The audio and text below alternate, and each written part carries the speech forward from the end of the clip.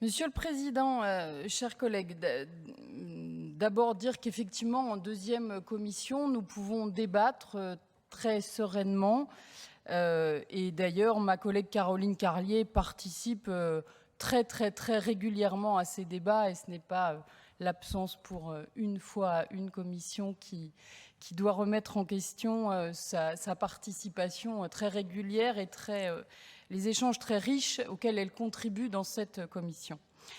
Je voudrais revenir sur cette question de la protection de l'enfance et effectivement en particulier sur le courrier qui vous avait été adressé, Monsieur le Président, en début d'année par les travailleurs sociaux de l'ASE et dont nous avions également été destinataires.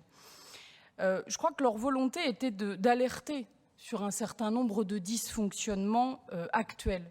Le but, c'est donc pas une mise en cause, ce n'est pas de mettre en cause qui que ce soit ou ceux qui se... Voilà, c'est pas ça l'objectif. Le courrier me paraissait très équilibré dans la manière dont il était rédigé, sans polémique, et il posait simplement un certain nombre de constats sur ce que vivent actuellement les travailleurs sociaux et demandait un certain nombre d'évolutions. Je crois que d'abord, notre responsabilité, et c'est ce qu'on fait en débattant déjà aujourd'hui, c'est d'entendre cette souffrance et c'est de ne pas la balayer d'un revers de main, puisque nous sommes tous d'accord sur le travail exceptionnel que fournissent les travailleurs sociaux, en particulier dans la protection de l'enfance, qui est un domaine extrêmement délicat et qui est, je crois, qui peut prendre même sur la vie privée, j'allais dire, et peser lourd sur leur journée de travail, mais bien au-delà. Donc nous en avons tous conscience et nous avons tous confiance en leur capacité de professionnels. Il est bon de le redire et de le rappeler. L'objectif, ça n'est pas de lister, je crois, ce qui est fait, mais que nous puissions remettre en question ce qui a été proposé dans leur courrier et surtout de nous poser la question de ce que nous pouvons faire encore. Que pouvons-nous faire encore? Comment, ensemble, est-ce que nous allons faire en sorte que ces professionnels, agents du département, puissent poursuivre leur travail sereinement? Pardon?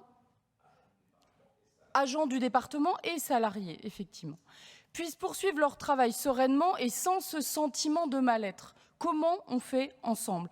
Comment trouver encore des jeunes, puisque c'est une interrogation dans de nombreux domaines, mais dans celui-là aussi, des jeunes qui vont s'engager dans ces métiers, alors même que de nombreux reportages peuvent montrer les difficultés ou que la situation actuelle, qui a été rappelée aussi par Emmanuel Coin, d'une société de plus en plus violente et difficile, comment faire en sorte que des jeunes aient envie de s'engager dans ces métiers?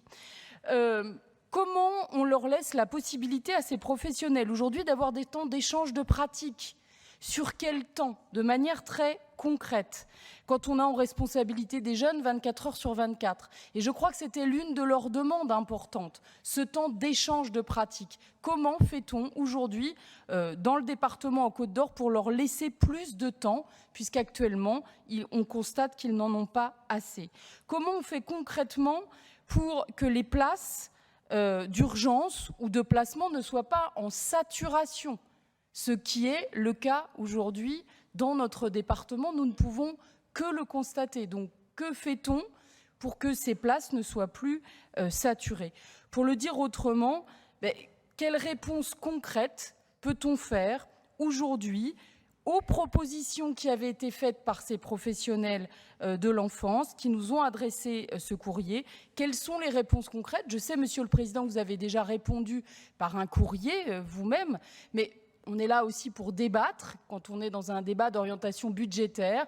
Ces réponses concrètes, elles appellent les budgets qui vont avec. Et donc, je vous repose la question ici. Quelles réponses concrètes peut-on faire à ces professionnels, puisque nous sommes tous d'accord pour aller dans le sens d'une amélioration, sans rentrer dans aucune polémique de ce qui est fait actuellement? Merci.